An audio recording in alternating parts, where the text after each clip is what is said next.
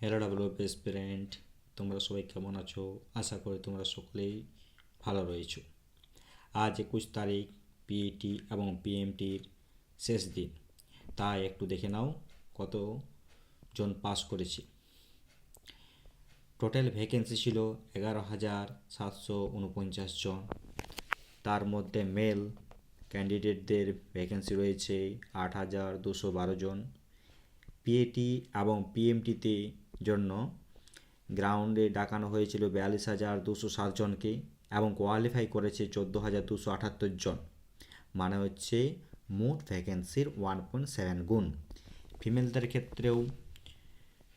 ফিমেলদের vacancy রয়েছে 3537 জন।